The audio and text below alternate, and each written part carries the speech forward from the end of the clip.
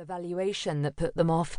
Others, like herself, had no fantasies of locking and loading and going down in a haze of bullets, or, in this case, of raiding a rather dreary office unit in the outskirts of Bicester on a cold Monday morning. Dobbin's earpiece stuttered, and he listened intently, nodded and glanced at the other two armed men. Both looked way too young to Hillary to be carrying firearms. "Team 2 are in position. Ready?" Hillary felt the sudden and urgent need to go to the loo. She looked around nervously, but the business park was reassuringly deserted. According to her snitch, the gun dealer in question was a previously unknown character by the name of Adam Fairway. Background checks had confirmed that he ran a legitimate garden equipment supply business from one of Bicester's many business parks, and the fact that he had no criminal record and hadn't even crossed the radar of any of Oxfordshire's police forces meant nothing. Nowadays, with gun crime on the rise, every Tom, Dick and Harry seemed to want in on the act. She watched as the two officers, Baines and Dobbin, approached Unit 62, using parked cars as cover. A second team, she knew, was in position at the back of the premises. It was barely 10 o'clock, and most workers had long since settled into their office routines. She hoped the sound of gunfire wouldn't interrupt their morning coffee.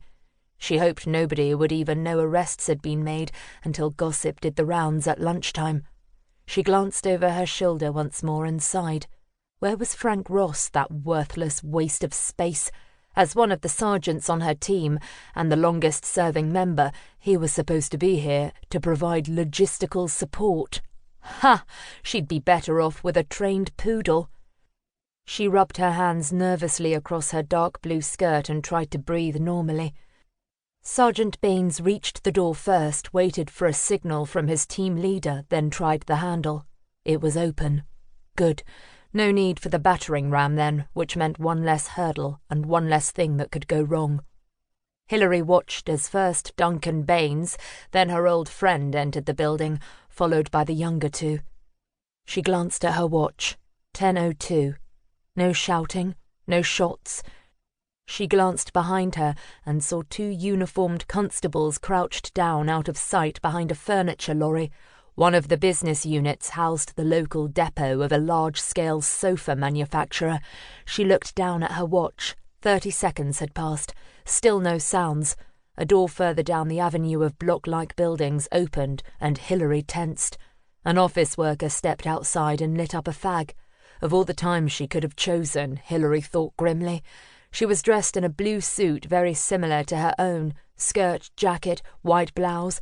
Only the secretary's skirt reached up to her bum, while Hillary's fell modestly down to her knees.